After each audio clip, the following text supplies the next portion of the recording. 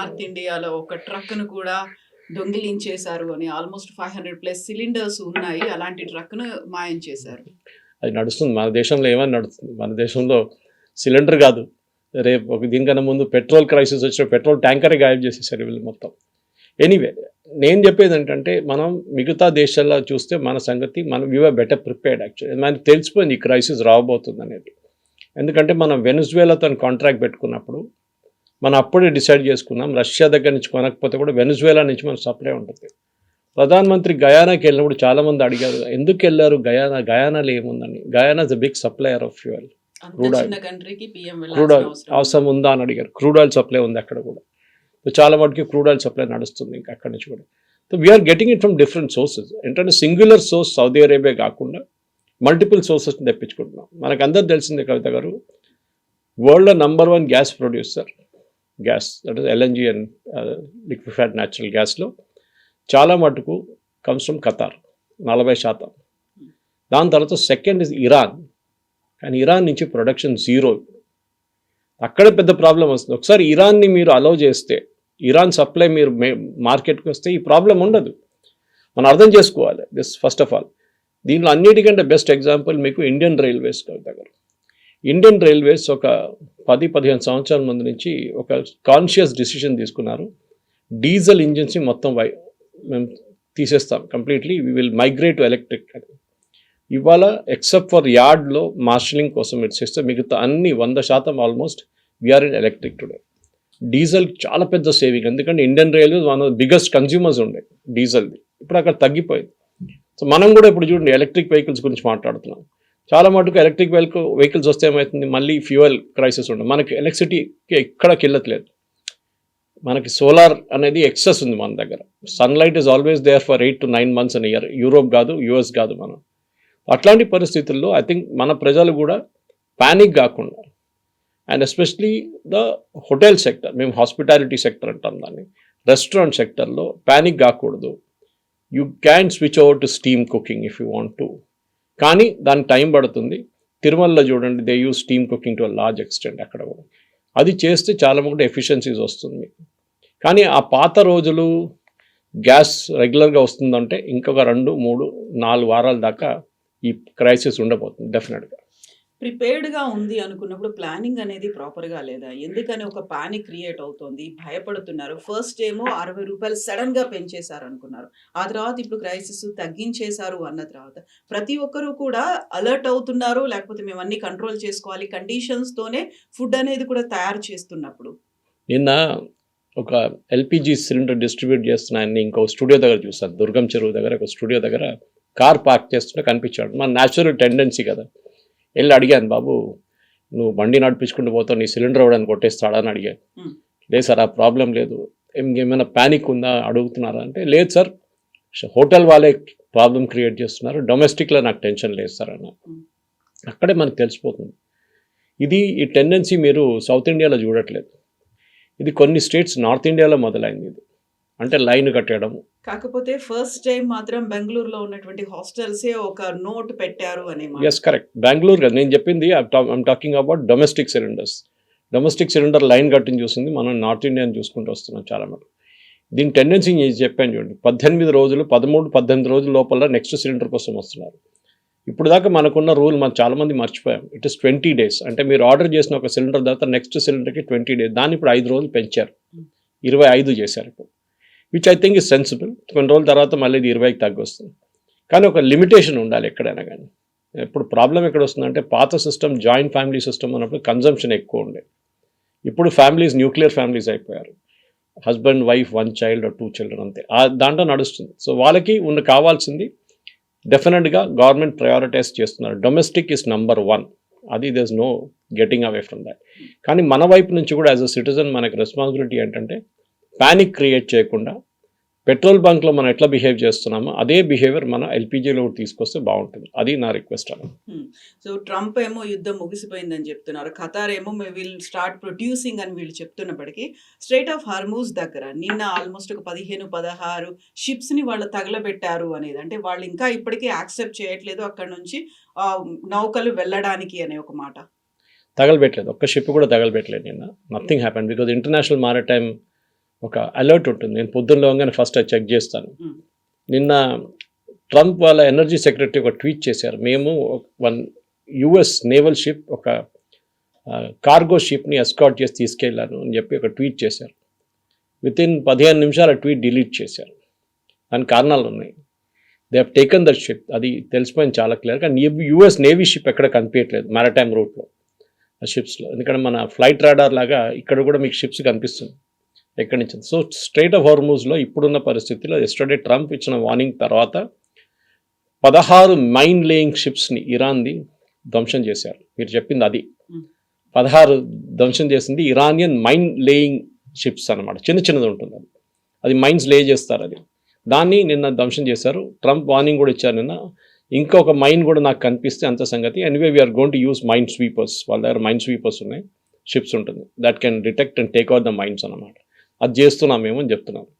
So straight of హార్మూజ్ని ఓపెన్గా ఉంచుకోవడం priority అని వాళ్ళ పొద్దున కూడా యుఎస్ స్టేట్ డిపార్ట్మెంట్ చెప్పారు చాలా క్లియర్గా. That we will have to maintain state of Hormuz, we will take over అంటున్నారు ఇప్పుడు ట్రంప్.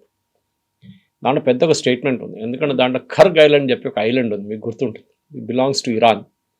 ఇరాన్ది ఆల్మోస్ట్ 90% డిస్ట్రిబ్యూషన్ ఎక్కడి నుంచి నడుస్తుంది అంటే వీళ్ళు డిఫరెంట్ సోర్సెస్ నుంచి ఫ్యూయల్ పంప్ చేసేది సెంట్రలైజ్ ఖర్గ్ ఐలాండ్ పంపించి, Kharg island is slightly 30 kilometres from Iran.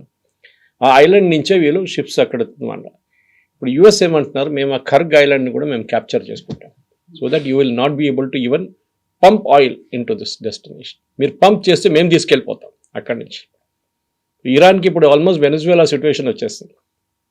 వెనెజువేలా ఇదే చేశారు కదా, మీరు పంప్ చేస్తున్నంత ఇండియాకి అమ్మేసుకుంటున్నాం, చైనాకి అమ్మేసుకుంటున్నాం, మా మిగతా దేశాలు తీసుకెళ్ళిపోతున్నారు. సో అదే సిచ్యువేషన్ ఇప్పుడు ఇరాన్లో కూడా వచ్చింది. కానీ యుద్ధం ఆగుతుందా అంటే డెఫినెట్గా ఎస్, నెక్స్ట్ ఒక 2 వారాల లోపల ఇది అయిపోతుంది కంప్లీట్గా. కానీ ఇరాన్ దాన్ని ఆపరు. వాళ్ళు రెగ్యులర్గా ఒక టాక్టికల్ అటాక్స్ చేస్తూనే ఉంటారు చిన్నగా. కానీ ఇప్పుడున్న పరిస్థితి ప్రకారం నిన్న చూస్తే నిన్న చాలా మటుకు తగ్గిన మిసైల్స్ అని, నిన్న 5-6 మిసైల్స్ కొట్టారు వాళ్ళు. సో దేర్ కెపాసిటీ తగ్గిందనమాట. ఇంకొక వారం లోపల బహుశా ఇది టేపర్ ఆఫ్ అయిపోతుంది. కానీ స్పొరాడిక్ అటాక్స్ ఉంటుంది, అక్కడక్కడ చేస్తుంటారు వాళ్ళు. అరబ్ నేషన్స్ కూడా ఫెడప్ అయిపోయారు కంప్లీట్గా. Dubai is getting majorly affected. వాళ్ళ దగ్గర నుంచి ఎక్స్పాట్రీస్ చాలామంది పారిపోయారు. కానీ వాళ్ళు వచ్చేస్తారు తర్వాత. ఇప్పుడు వెళ్ళారు కానీ తర్వాత వచ్చేస్తారు రిటర్న్.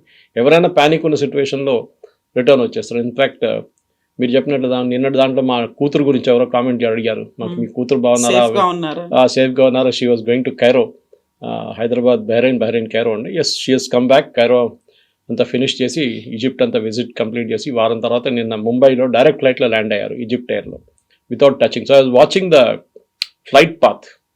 ఆ flight path yesterday took over Saudi Arabia చాలా మటుకు, and then over Dubai.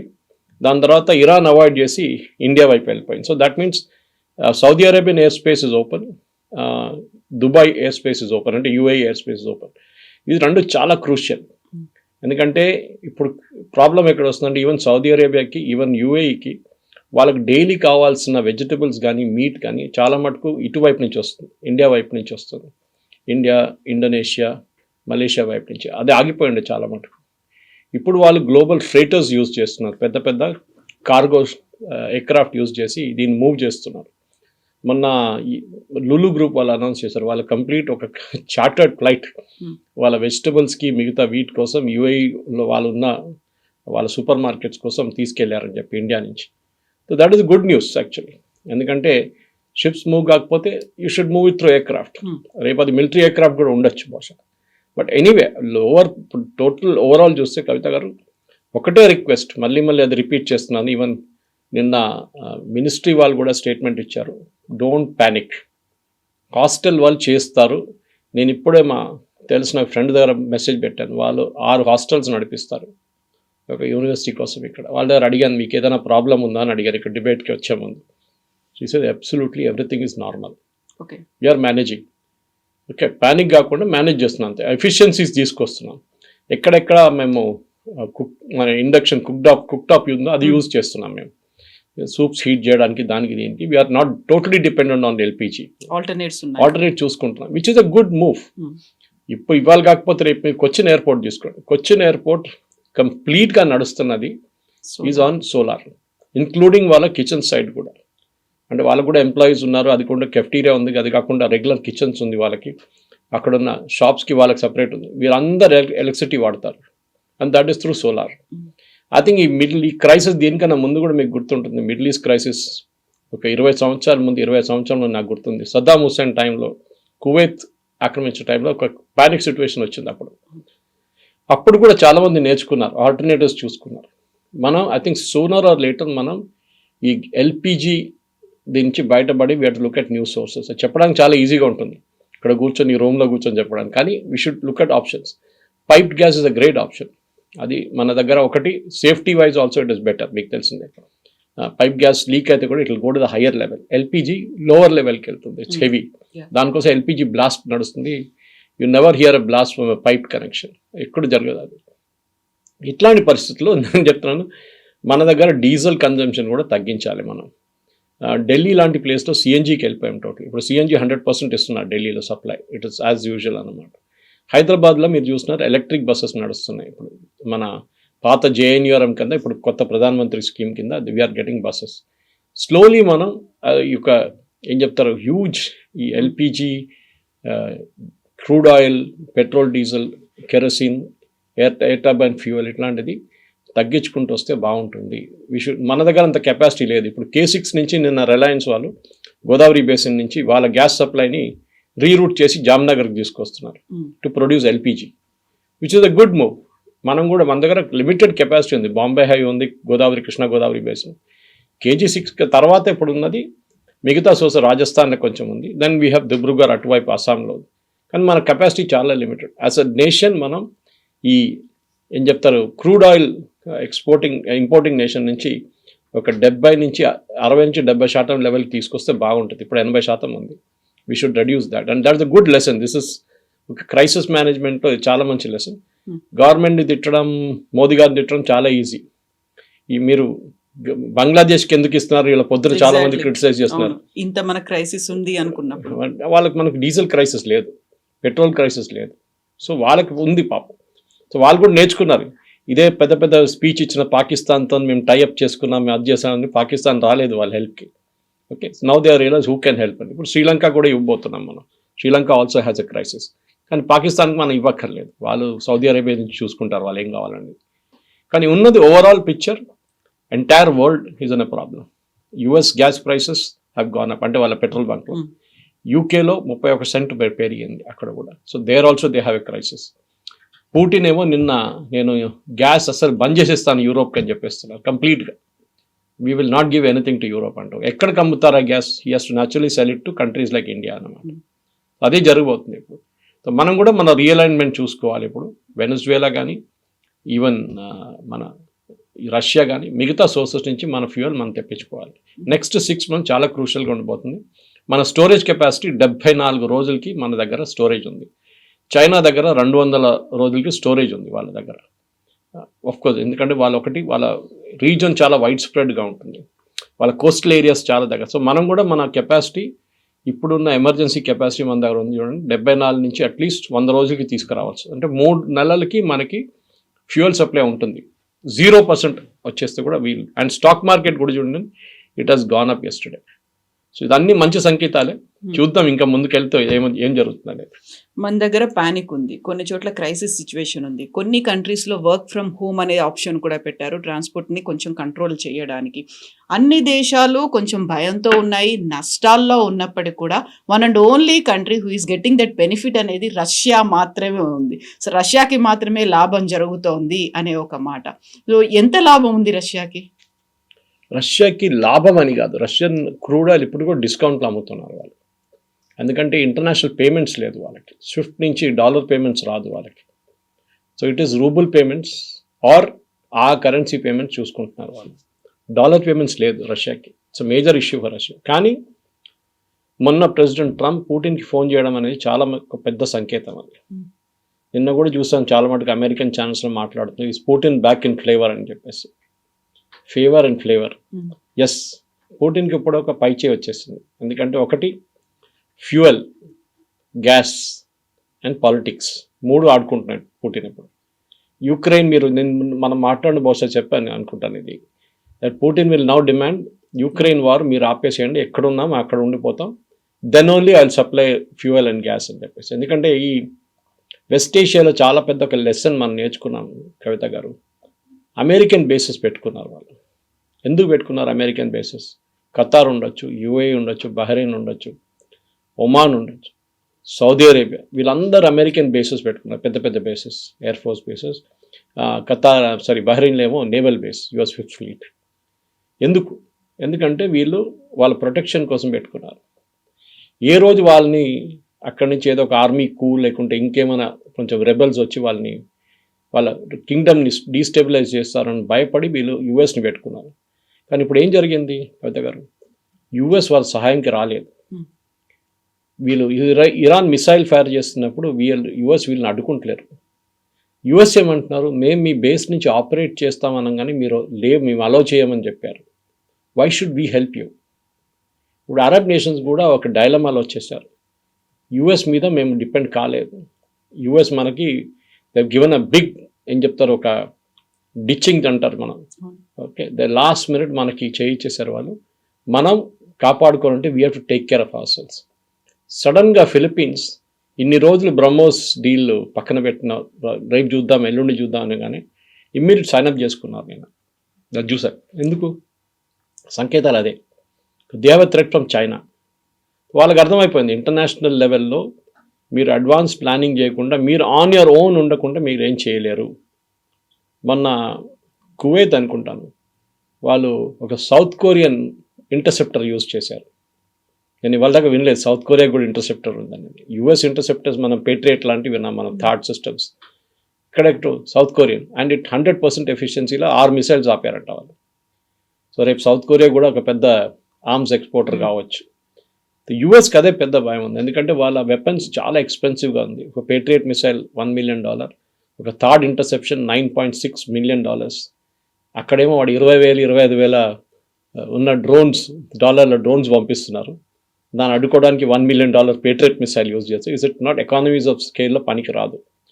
The major realisation ఈ యుద్ధం తర్వాత అరబ్ నేషన్స్లో ఒక పెద్ద మార్పు రాబోతుంది. యుఎస్ మీద ఉన్న వాళ్ళ కాన్ఫిడెన్స్ వాళ్ళకి పోయింది. యుఎస్ బేసెస్ని వెకేట్ చేయమంటున్నారు, కొంతమంది వెళ్ళిపోతున్నారని నిన్న న్యూస్ వచ్చింది. అది కాకుండా ఇరాన్ ఒక కొత్త కండిషన్ పెట్టారు నిన్న. స్ట్రైట్ ఆఫ్ హార్మోజ్ నుంచి మీ షిప్పులు వెళ్ళాలంటే you first expel American official, embassy official మీ దగ్గర ఉన్న మీ క్యాపిటల్లో కానీ మీ మిగతా స్టేట్స్లో ఉన్న వాళ్ళని ఎక్స్పెల్ చేయండి, ఇజ్రాయేలీ అండ్ అమెరికన్ డిప్లొమాట్స్. కానీ అది జరగదు, అది వీళ్ళు చేయలేరు, వాళ్ళకి అంత ధైర్యం లేదు గల్ఫ్ స్టేట్స్కి. ఒక catch-22 సిచ్యువేషన్లో వచ్చేసారు. సౌదీ అరేబియా లాంటి ఇంత డబ్బులున్న ఒక రాజ్యం కూడా ఇప్పుడు భయపడుతున్నారు ఇరాన్ని. ఆలోచించండి, ఆ పరిస్థితికి వచ్చేసారు ఇప్పుడు. దీని తర్వాత I think there'll be a major realignment. Egypt లాగా, జార్డన్ లాగా ఒక సెల్ఫ్ సఫిషియంట్ ఫోర్స్గా ఉండడానికి వీళ్ళెవ్వరిని అనుకో. జార్డన్లో కూడా బేస్ ఉందనుకోండి, యుఎస్ బేస్ ఉంది. ఈజిప్ట్లో కూడా ఉంది, అంత ఓపెన్గా వాళ్ళు అడ్మిట్ చేయరు. కానీ ఒక మార్పు రాబోతుంది and I think it's a good thing. ఎందుకంటే వీళ్ళు యుఎస్ ఇప్పుడు సౌదీ అరేబియాని బ్లాక్మెయిల్ చేశారు ఒక 6 నెలల ముందు ప్రెసిడెంట్ ట్రంప్. అక్కడ వెళ్ళి మీరు 100 F-35 అన్నారు. సౌదీ అరేబియా 100 F-35 చేసుకొని ఏం చేసుకుంటారు? వాళ్ళు ఎవరితో యుద్ధం చేస్తున్నారు? మ్యాక్సిమం హూతీలతో యుద్ధం చేస్తారు అంతే. బట్ వై అనేది క్వశ్చన్ వస్తుంది అనమాట. సో దానికోసం ఈ అంతా మిడిల్ ఈస్ట్ క్రైసిస్ ఇప్పుడు అయిపోయిన తర్వాత మేజర్ రియలైన్మెంట్ రాబోతుంది. బహుశా దాంట్లో మనం కూడా మన వైపు నుంచి ఒక ఎఫర్ట్ పెడితే మన ఆయుధాలు వీళ్ళకి అమ్ముకోవచ్చు. And our missiles are equally good, no problem. అది మీరు అఫెన్సివ్ ఉండొచ్చు, డిఫెన్సివ్ ఉండొచ్చు. డిఫెన్సివ్ అంటే ఇంటర్సెప్షన్లో ఉంటుంది, అఫెన్సివ్ అంటే వాళ్ళ మీద బాంబు, దానికి మన బ్రహ్మోస్ పనికి వస్తుంది. ఇంటర్సెప్షన్